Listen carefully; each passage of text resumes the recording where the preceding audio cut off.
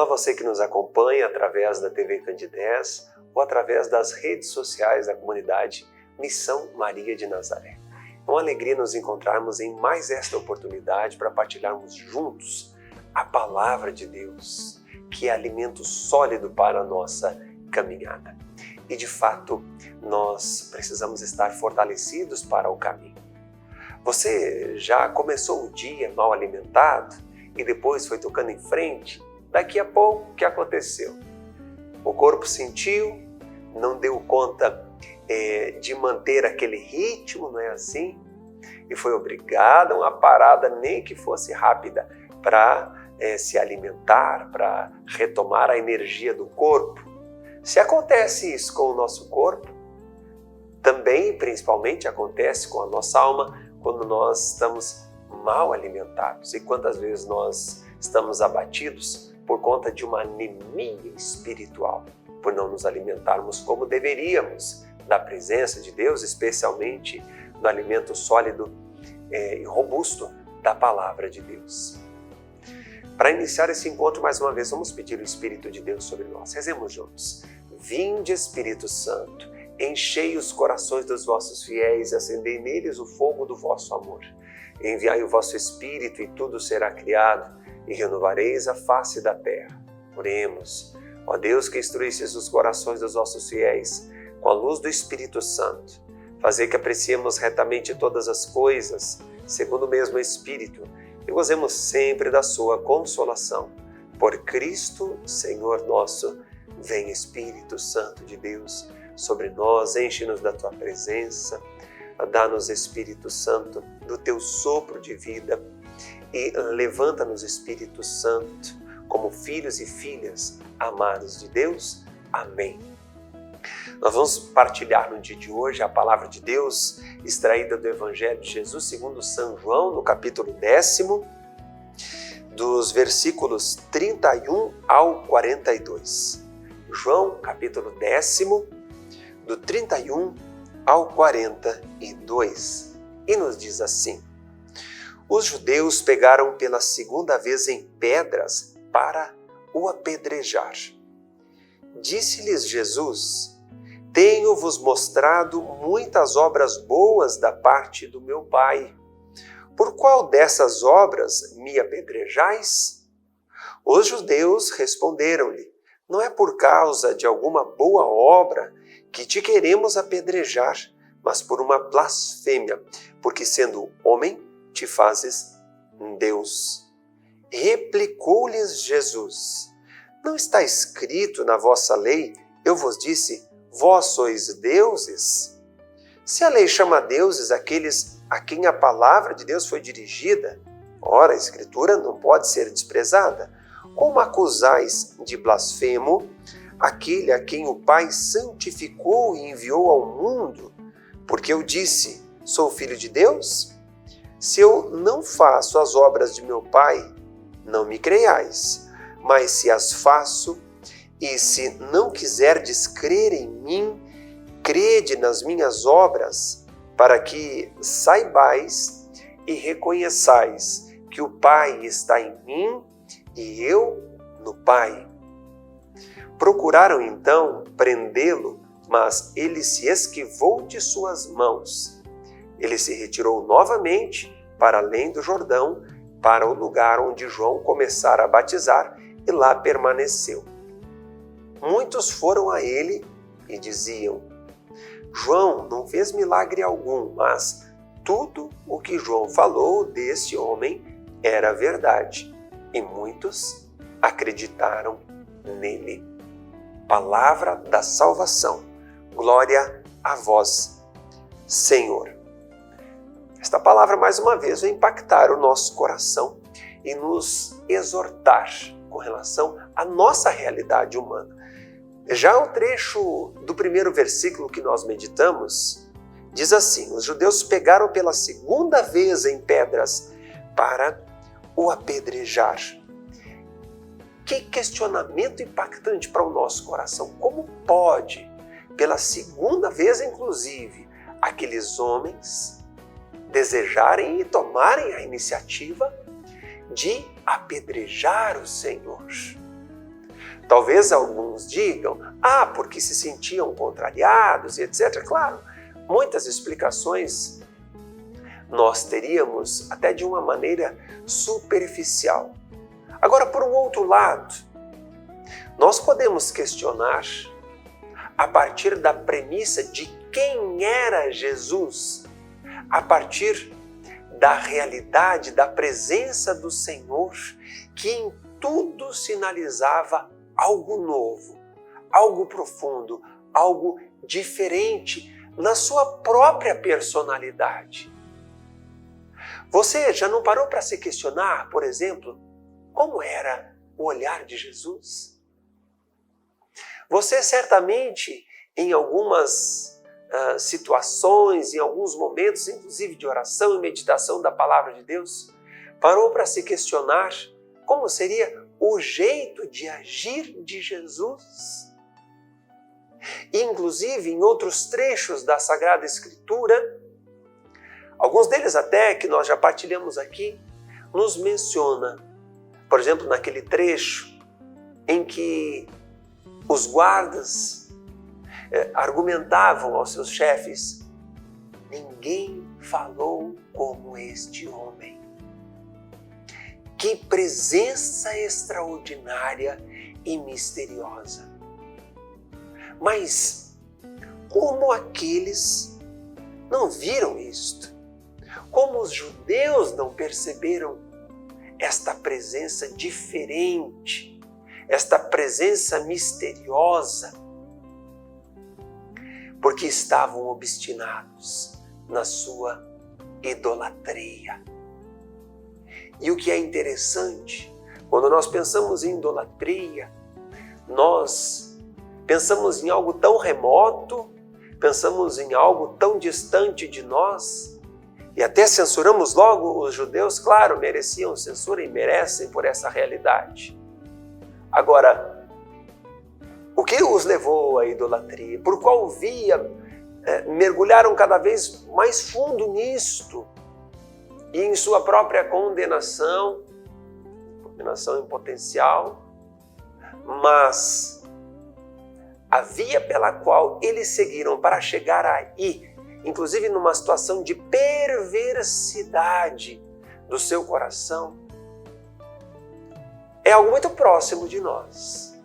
A conveniência. Vamos traduzir em algo muito concreto: o egoísmo. Penso em mim, no que me faz bem, no que me convém, no que me faz aparentar ser bom, no que me... Se eu e você estamos cheios do me, muito possivelmente, em tantas situações da nossa vida, nós também estamos desprezando o Senhor,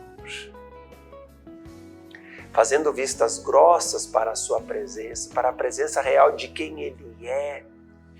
E se nós permanecemos neste desprezo ao mistério de Deus, ao mistério da presença encarnada do próprio Deus no nosso cotidiano, esse desprezo a longo prazo vai nos levar à rejeição de Deus. Meu Deus do céu, que o Senhor nos livre disto.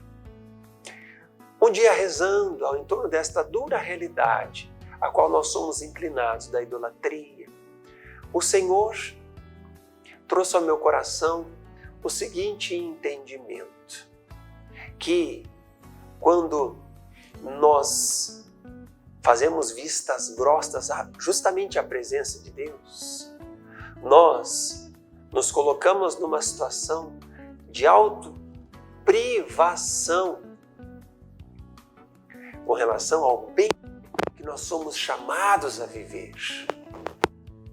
Porque nós ficamos em nós mesmos, nos privamos do bem maior, do bem que o Senhor esperava realizar, claro, através de nós, porque o encontro da nossa realidade humana entre essas duas vontades, a minha vontade e a vontade de Deus, se desdobra em um bem maravilhoso. Mas não só E a realidade de pecado me imputa autopunição. Aí nós ainda questionamos a Deus. Ah, Deus está me castigando. Ai, ai, ai. Deus é mau, Deus é... O problema não está em Deus, não. O problema está nas nossas decisões, inclusive às vezes pequenas, sutis, não pequenas, mas sutis no nosso dia a dia, que nos levam a consequências sérias.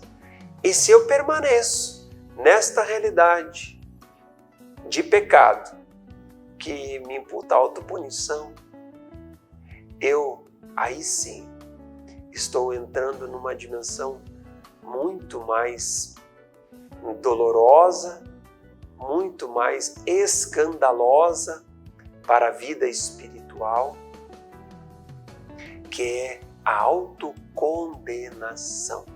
Justamente quando eu permaneço e decido conscientemente permanecer no eu, e só no eu, no me, e permaneço, portanto, na idolatria. A realidade a longo prazo da idolatria na minha vida me leva à autocondenação. Ah, mas eu percebi agora que estou assim. Eu só quero saber o que é para mim, etc e tal, tenho desprezado Deus, tenho desprezado os outros. Se você entendeu isto, creia em primeiro lugar que não foi por você mesmo. Foi a luz de Deus, a luz do Espírito de Deus que se acendeu na tua consciência, graças a Deus. E se você se encontra nesta realidade e despertou para a contrição do coração, abra as janelas do seu coração para a presença de Deus, se arrependa, dobre a sua vida na sua presença, suplique a misericórdia de Deus e Ele te perdoará. Busque a confissão e reajuste o seu caminho, e o Senhor irá transformar a cada passo de cada decisão nova por Cristo, em Cristo, a tua vida, a tua história. Agora, se você bate ombros para esta realidade e diz, não, eu mereço ser feliz e Deus precisa me atender, você está permanecendo no trono. Isto é muito perigoso, porque senão você está permanecendo na idolatria. Ainda é tempo de quaresma, finalzinho da quaresma, tempo de conversão. É preciso voltar. Deus te ama demais. E o amor que Deus te chama a amar não é se matar simplesmente, se anular, se aniquilar. Não é isto. Mas ir além de si mesmo para chegar nele. Vamos fazer um intervalo. Em seguida nós estamos de volta.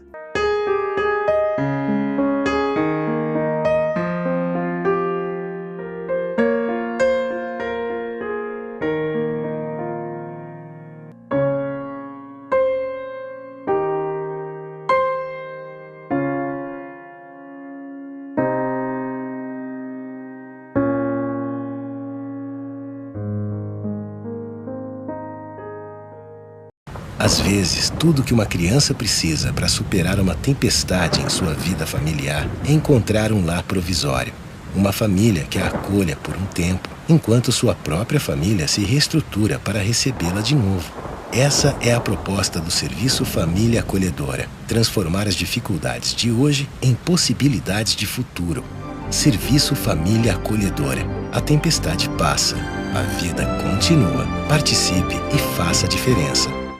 Passa, a vida continua. Participe e faça a diferença.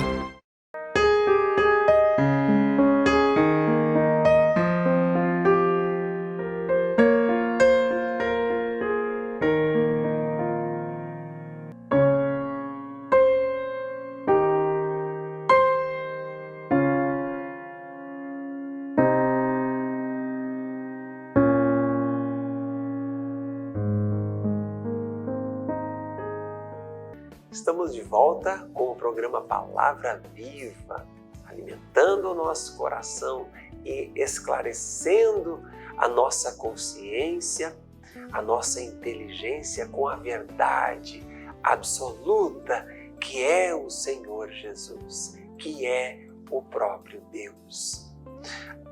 Nós vamos partilhar agora esse versículo seguinte ao que nós partilhávamos no bloco anterior, que nos relata quando Jesus dizia: tenho-vos mostrado muitas obras boas da parte do meu Pai. Por qual dessas obras me quereis apedrejar? E segue ainda dizendo: os judeus responderam-lhe: não é por causa de alguma boa obra que te queremos apedrejar, mas por uma blasfêmia, porque sendo homem te fazes Deus. E no desdobrar deste evangelho vai ficar nítido que aquilo que mais impactava e incomodava e era inadmissível para os judeus era que Jesus se declarava Filho de Deus.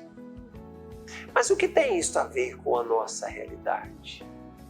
Veja, os judeus inclusive responderam a Jesus: não é por causa das tuas boas obras, não é por causa dos milagres que tu realizas que nós queremos te apedrejar, isto é, que nós te desprezamos. Nós te desprezamos porque tu te declaras Filho de Deus. Você está notando algo em comum com a nossa caminhada de fé? Meus irmãos, muitas vezes, quando nós estamos só na dimensão do milagre, dos benefícios de Deus, está tudo muito bem. Agora, quando o próprio Deus nos chama a uma intimidade profunda, verdadeira e sólida com Ele, aí é que nós relutamos. Porque esta intimidade e esta obediência que nos leva à santidade verdadeira é a obediência filial. Já não vos chamo servos, a palavra diz, mais amigos, só que o Senhor quer te levar além ainda. Ele quer te levar a já não vos chamo amigos, mas sois meus filhos muito amados.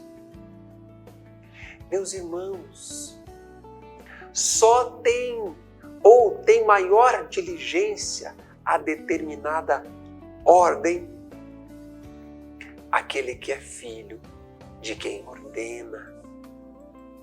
Não é assim? Pois, queridos, por que mesmo nós insistimos então em permanecer nesta vida de escravos? Ah não, mas como tu estás falando em vida de escravos se eu vivo a caminhada da fé? O escravo, o servo vive do salário. E muitas vezes nós vivemos do salário, das retribuições, dos milagres, dos benefícios, ou ainda das consolações espirituais. Na verdade, vamos dizer assim, muitas vezes não tão espirituais assim, mais emocionais. E talvez espirituais, mas mesmo para esta São João da Cruz, inclusive, vem nos iluminar como um grande mestre da vida interior, dizendo que o amor, de fato, é abrir mão, inclusive, das consolações para estar puramente e somente com o próprio Senhor e não com aquilo que Ele poderá nos favorecer. Talvez seja por isso que São João da Cruz pedia veementemente a Deus: Senhor, não permita que eu passe um dia da minha vida sem sofrer por causa de ti. Porque esta realidade de sofrer por Deus comprova justamente que aí não há um benefício emocional, um benefício egoísta. A dor autentica o amor. Existe uma música, né, da comunidade Shalom que traz esta frase, e que grande verdade. Por isso, nós precisamos fazer essa transição, de passar dos nossos interesses, de passar, de estarmos focados para somente os milagres, as manifestações de Deus, as coisas de Deus, para o Deus dos milagres. E olha, tantas vezes na caminhada da gente, nós vamos perceber que o que nos sustenta ano após ano são os pequenos milagres de Deus, as delicadezas de Deus. E na maioria das vezes realizadas dentro do nosso coração, no nosso entendimento, isto é, na vida interior. Meus irmãos, a Igreja de Deus, a Igreja Católica Apostólica Romana, nos traz uma riqueza extraordinária, um tesouro inestimável acerca da vida interior. E muitas vezes nós não temos conhecimento a esse respeito, isto é, de como viver com Deus no meu coração, de como ir compreendendo mais o mover de Deus na minha história. Agora, se alguém perguntasse para mim, para você hoje, para cada um de nós hoje, escuta, você precisa que eu reze pela tua realidade de vida, que eu peça um milagre para Deus, o que você está precisando? Logo nós responderíamos. Eu preciso. E infelizmente situações assim periféricas, superficiais. Claro, meus queridos irmãos, não podemos cair em outro lado, em pensar que nas coisas do nosso cotidiano nós não precisamos da ação de Deus, nessas coisas mais simples não precisamos da ação de Deus, ou ainda pensar que, na verdade, nos declarar inimigo dos milagres de Deus, como em tantas falsas teologias por aí nós vemos. Deus não veio para fazer milagres, etc. e tal. Que grande incoerência, né? Como é que pode? Deus não veio para fazer milagres, mas manifesta os seus sinais na Sagrada Escritura inteira. Óbvio que sim. Primeiro, porque Ele é Deus. Segundo, porque são sinais, justamente. E para que sejam sinais precisa aparecer, precisa ter uma eloquência. E por isso que Ele manifestou, que Ele quis manifestar a ressurreição dos mortos, Ele quis manifestar a cura aos doentes. Então nós não podemos ser esses, de fato, negacionistas dos milagres de Deus. Seria irracional isso, né? Mas por um outro lado, que esse não seja o nosso objetivo, mas é justamente este mergulhar em Deus. Porque a santidade não depende dos dons que nós temos ou que nós experimentamos. Dom é manifestação de Deus. Agora, a santidade é de fato atravessar tudo. Os sofrimentos, os dramas da vida humana, as consolações, os benefícios espirituais e tudo mais para mergulhar na pessoa do Senhor, para derramar nesta presença, para derramar a nossa vida, o nosso coração, todo o nosso ser em Jesus Cristo ressuscitado. Que o Senhor nos auxilie, que o Senhor nos dê o seu Espírito para isso. Vamos rezar um pouquinho no finalzinho da nossa partilha. Feche um pouquinho seus olhos se você puder agora, se não apenas derrame seu coração na presença do Senhor para clamar dele a sua graça. Jesus, nós necessitamos do teu Espírito. Por nós mesmos, voluntariamente, inclusive, além de não conseguir viver puramente na tua presença, na intimidade contigo, Senhor, somos inclinados, por um lado, a buscar o que nos favorece e outro lado ainda, pior, inclinados ao mal, ao pecado. Por isso, Senhor, dá-nos do Teu Espírito, enche-nos do Teu Espírito Santo, que nos lança em Ti, porque só mesmo o Espírito Santo, Senhor, que é Deus, pode estar no profundo de Ti, que também és Deus e que és o nosso Senhor. Dá-nos, querido Deus, do socorro do alto, para que vivamos contigo, nas pequenas coisas, em cada instante da nossa vida. Dá-nos o Teu Espírito, Senhor, que ilumina a nossa consciência, o nosso entendimento, do que precisamos abandonar, que estamos focando de maneira equivocada na nossa caminhada, para que queiramos só a Ti e persigamos só a Tua presença. Amém. Glória ao Pai, ao Filho e ao Espírito Santo, como era no princípio, agora e sempre. Amém. Um grande abraço para você. Até o próximo programa.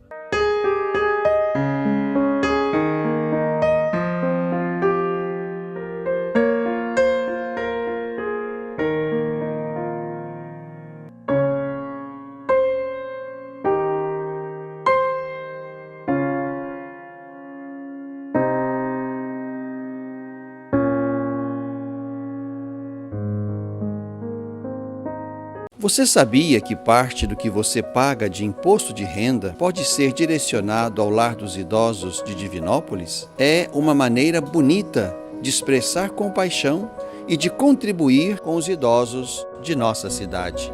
Pergunte ao seu contador ou ligue hoje mesmo para o lar e se informe. É fácil e você destina parte de seu imposto para quem precisa. Lar dos Idosos de Divinópolis. Cuidado e amor na hora certa.